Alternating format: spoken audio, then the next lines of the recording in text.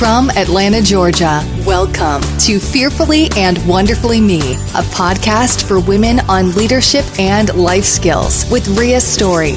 Rhea shares powerful life and leadership principles, helping you maximize your potential and become the woman God created you to be. Hello, everyone, and welcome to today's episode on integrity. This is one episode in a series that I'm doing on my book, Achieve, Maximize Your Potential with 7 Keys to Unlock Success and Significance. And this is the fourth episode in the series, and standing for the letter I in the word achieve. And today's podcast is on integrity. So I like to think of integrity in 4 different components. The first one is character. The second one is courage. The third one is commitment, which means the commitments we make to ourselves, and then congruency with others. So I really want to focus today's episode on the first one, on the character component of integrity.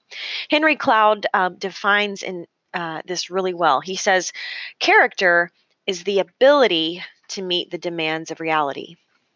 Character is the ability to meet the demands of reality. And, our character is what enables us to stand up to reality. And our integrity is living true to that. So when I think of this, our character is the foundational component because all the other components are built on top of that one. Our integrity is determined by our character, and character is one of the determining success factors in our life. Yet your character is one of the things that determines how you face life's challenges. Now, our character isn't determined by things like where we grew up or whether we went to school in a Ivy League college or who our ancestors are. Our character isn't determined by those things. Our character is based on intangible characteristics, things like attitude, our work ethic, our resilience, our discipline, right? I talked about the commitments we make to ourselves being part of integrity. So it's really easy to think about character is our multiplier of the things we know how to do, right? Our character is how we do what we do, and our integrity is a huge part of that. Now, the thing is about integrity is that it often requires courage. I like to think of integrity as the commitment to do what's right, regardless of personal cost. And that's not always easy to do because a lot of times we're staring at the face of something we don't want to do, but we know it's the right thing to do. And it takes character and courage and commitment to stand up to that. And all of those things equal our integrity. I touched on Henry Cloud's definition of character as the ability to meet the demands of reality. He defines integrity as the courage to meet the demands of reality. Now, an example for this is for me recently, as some of you know my story, and growing up in an abusive situation. My father sexually abused me from age 12 until I left home at age 19. And after I left home with absolutely nothing. I didn't have a job. I'd never been to high school. I'd never been to school at all. I didn't have a high school diploma or a GED. I didn't have any money. And I left home with absolutely nothing. But I determined when I left home that my past wasn't going to hold me back. But the other thing I determined was that I wanted to throw away those painful years of my life and just pretend they didn't exist. And I was pretty successful at that for a long time. But in 2013, I realized that sharing my story gave a purpose to the pain that I had lived through.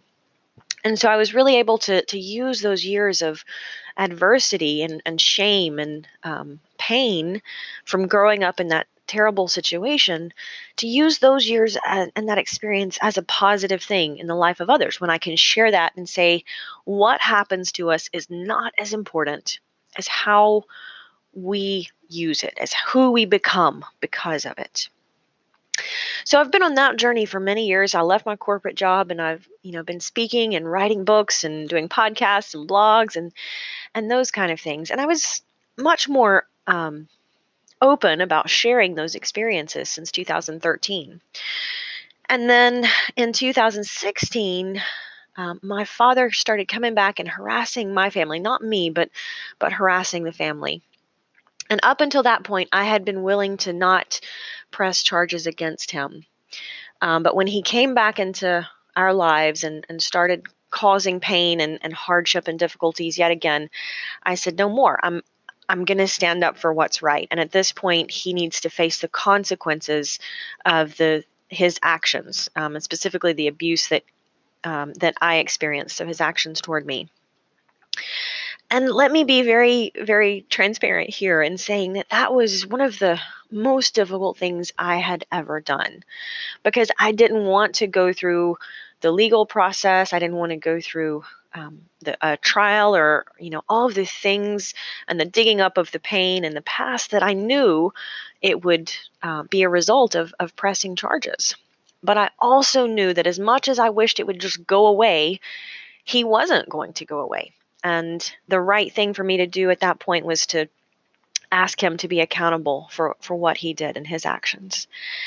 And, that process took a couple of years. And just recently, just this past fall, we actually went through with the trial. And there again, it was something that I really did not want to do for me. It would have just been far easier for me to bury all the pain of the past and pretend it never existed. But sometimes it's the courage and the commitment to stand up for what's right and saying, I can forgive somebody, but that doesn't mean there aren't consequences, and it's time to go through with those consequences. Now, unfortunately, 18 years after I'd left home, there wasn't a lot of physical evidence, and the jury was not able to find enough evidence to return a guilty verdict. And that was even more difficult to live with, because I think a lot of times when we stand up for what's right, we almost expect a sense of fairness. And we expect that when we stand up for what's right and we do the right thing, even when it comes at a personal cost, we almost expect that to bring a benefit, but it doesn't always. But integrity is about doing the right thing for the right reason, even if no one is watching, even if it is just the right thing. It's doing that right thing regardless of the personal cost, because it's right. And living true to that value of standing up for doing what's right.